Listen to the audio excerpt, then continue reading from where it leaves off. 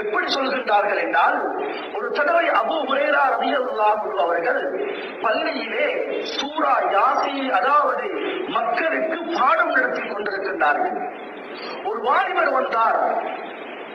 வலகுல் ஜுன்னா, அவருக்கு பைத்தியம் ஏற்பட்டது. மக்கள் அவரை விரட்டினார்கள். அபூ ஹுரைரா ரலியல்லாஹு அன்ஹு அவர்கள் அந்த மனிதரை கூப்பிட்டார்கள். கூப்பிட்டு உட்கார வைத்து அந்த மனிதனுடைய தலையிலே கையை வைத்து சூரா யாசீனை ஓத ஆரம்பித்தார்கள். ஓத ஆரம்பித்து சூரா யாசீனை முடிக்கிறார்கள். வகத் பரிஅ மினல் ஜுன்னா, பைத்தியத்திலிருந்து அவர் அப்படியே விடுபட்டு போகிறார். பழைய எந்த ஆரம்பத்திலே, எந்த சபீயத்திலே, எந்த சுய நினைவில் இருந்தாரோ அந்த நினைவுக்கு வந்து விட்டார். சொன்னார்கள். சொல்லிவிட்டு ஸல்லல்லாஹு அலைஹி வஸல்லம் அவர்கள் சொன்னார்கள், யார் இந்த சூரா யாசீனை ஓதுவார்களோ எல்லா விதமான நோய்களில் இருந்தும் அவர்களுக்கு விருப்பம் இருக்கிறது, அவர்களுக்கு உண்டான ஷிஃபா அங்கு இருக்கிறது என்று ஸல்லல்லாஹு அலைஹி வஸல்லம் அவர்கள் சொல்லி இருக்கிறார்கள் என்ற கருத்தை தெளிவுபடுத்தினார்கள். இதற்கு கீழால் அல்லாமா இப்னு தைமியா அலைஹி ரஹ்மா அவர்களும் சொல்கின்றார்கள், நானும் குர்ஆனை பாடமாக்கினேன். என்னுடைய புத்தியில் இந்த குர்ஆன் நிற்கவில்லை. இந்த சூரா யாசீனை ஓதுவேன், ஒரு தடவை ஓதுவேன், பல தடவைகள் ஓதுவேன், மீண்டும் சென்று பார்ப்பேன், முழு குர்ஆனும் என்னுடைய உள்ளத்தில் பாடமாக இருக்கும் என்று அல்லாமா இப்னு தைமியா அலைஹி ரஹ்மா அவர்கள் எழுதியிருக்கின்றார்கள்.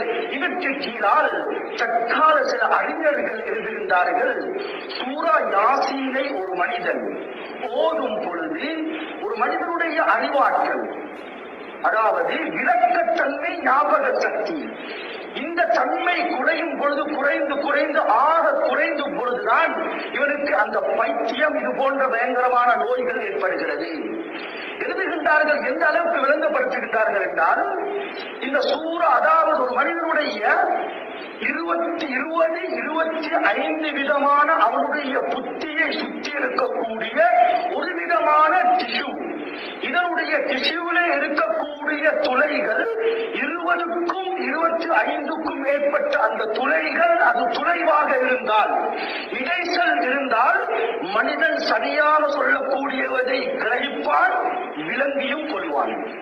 ஆனால் 100 விதமான துளைகள் இருக்கிறது.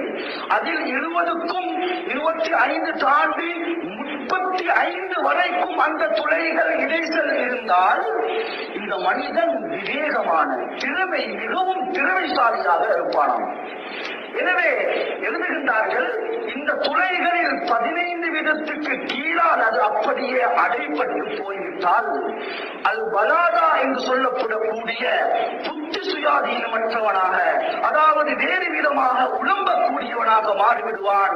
எனவே ஒவ்வொரு மனிதனும் இந்த சூரா யாசீனை ஓதும் பொழுது அந்த ஓட்டைகள், அந்த துளைகள் அதிகமாக ஆகிறது.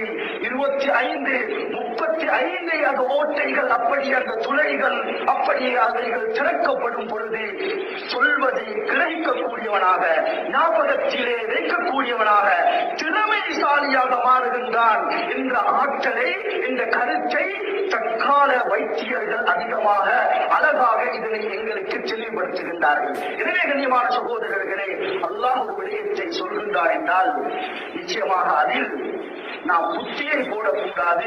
நிச்சயமாக அதிலே நலவு இருக்கிறது என்றால் நிச்சயமாக கியாமத் நாள் வரும் வரைக்கும் அல்லாஹ் நலவை வைத்துத்தான் இருப்பான். எனவே சகோதரர்களே, இந்த யாசீனை வீடுகளில்